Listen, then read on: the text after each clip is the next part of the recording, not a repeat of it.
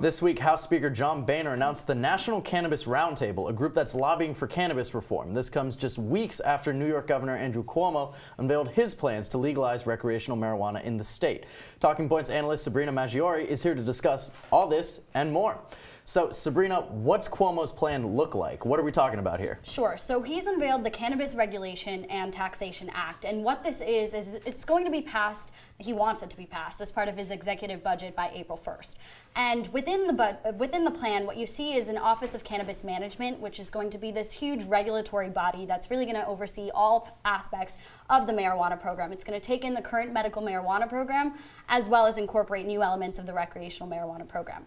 And what else you're going to see is that he's planned for the act to really come into play for individuals who are 21 and over. So if you're 21 and over, you can go and you can buy recreational marijuana. And the last part of it that's really significant is that he's going to seal criminal convictions for possession on marijuana.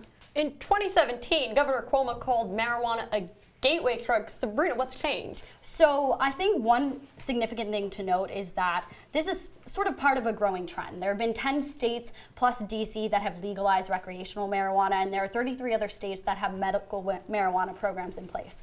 But for Cuomo specifically, the Public Health Department had this 6-month study, and at the end of the 6 months, they found that the benefits of legalizing recreational marijuana would outweigh the negatives.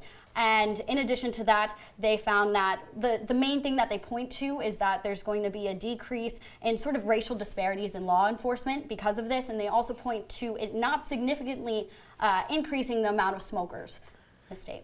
So you mentioned that the positives outweigh the negatives, but there are still negatives. What challenges or obstacles is a bill like this going to face moving through the House? So the first thing that comes to mind is it's a very complex bill. The April 1st deadline is looming when Cuomo wants it passed, and the majority assembly leader has said that she sees a lot of challenges coming to this. She first says that there's got to be different language used, and her main priority is taking the tax revenue that's coming from this bill and putting it towards communities that were disproportionately affected by previous marijuana laws. So that's her priority.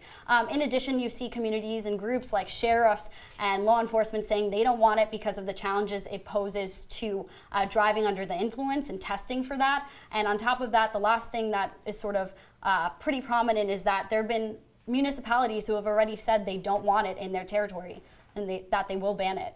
New York has a Democratic Senate and Assembly this year, so who knows what will happen before this April 1st deadline. Sabrina, thank you so much.